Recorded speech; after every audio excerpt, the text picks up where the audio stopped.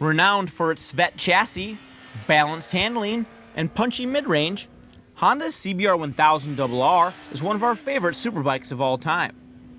For 2015, it aims to sharpen handling prowess via a limited edition SP variation.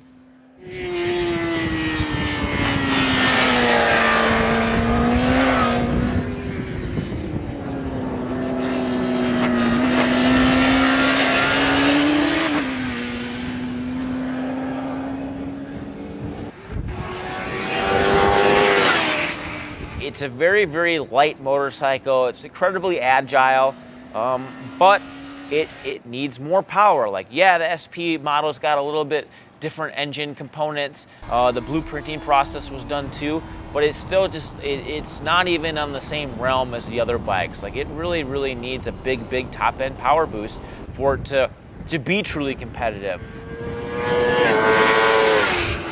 But it still can run a lap time.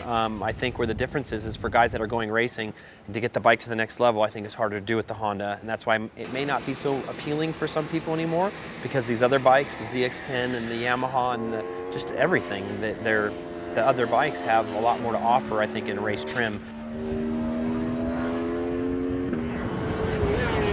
It is the easiest bike of all of them to ride. But we just struggled a little bit with top speed on that bike.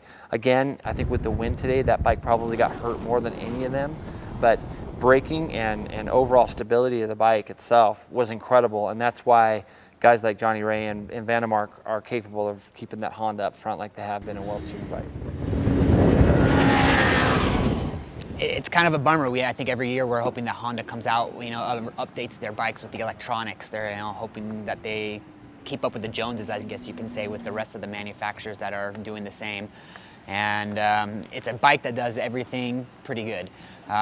Easy to ride, really good ergos on it, comfortable, but just missing the electronic side. And then maybe just a little bit of motor on it too.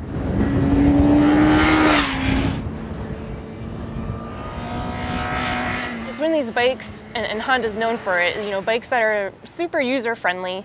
It's easy to push around the corners. I feel like it's easy to correct when you make mistakes. So it's a really forgiving bike, and for those reasons, I like it.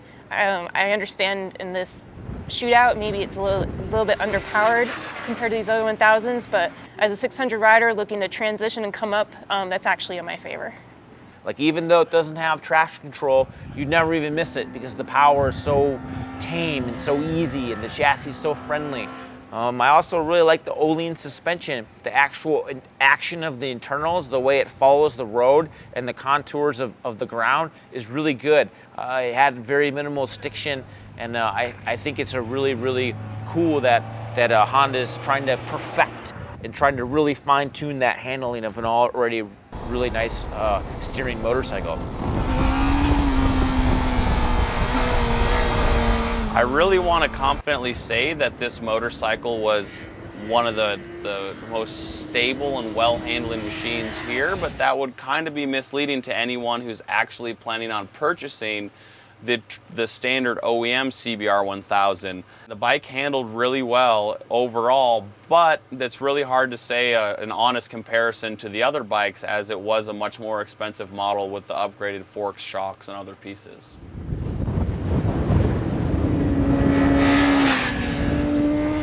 Technology hiccups happen, and just like your smartphone, once in a while it quits working when needed most. That's what happened with our data acquisition equipment during the SP Superpole runs.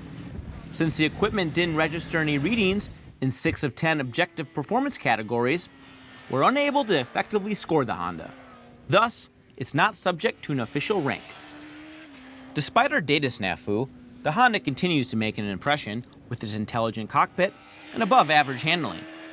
Although lacking modern electronics, it is surprising how effective it puts power to pavement, as evident by its mid-pack superpole times. But weak top end and respectable but no longer class-leading handling keep it from being a top contender.